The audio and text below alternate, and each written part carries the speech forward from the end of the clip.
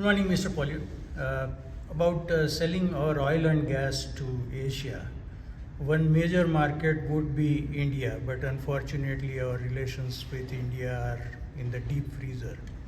So how would you bring the relations back to a level of being cordial, where we can avail of that market?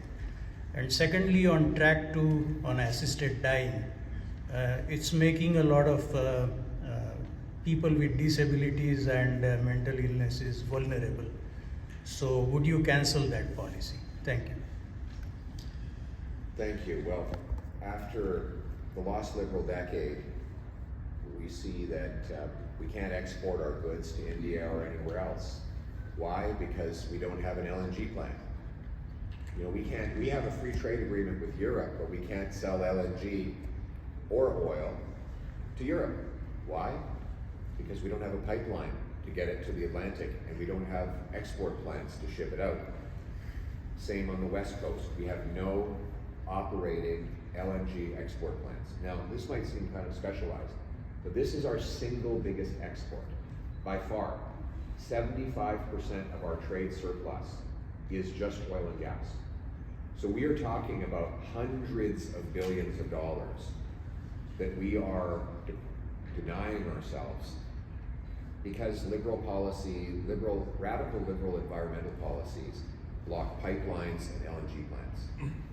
I will repeal C-69, the no new pipelines liberal law. I will grant rapid approval for LNG plants on both the West Coast and the East Coast. I'll create shovel-ready zones where they are pre-approved to go ahead. And, you know, giving the Liberals a fourth term in power after they've blocked all of these projects will only make it worse. What we need is a Canada First conservative government that brings change so we can sell these products overseas. For example, the National Bank estimates that if India were to replace its coal-fired plant increases with Canadian natural gas, it would reduce global emissions of greenhouse gases by 2.5 billion tons because gas is cleaner than coal. 2.5 billion tons is 3 times the emissions of all of Canada.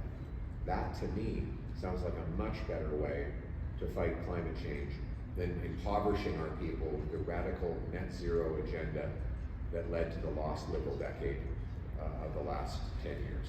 Thank you. Thank you. Thank you.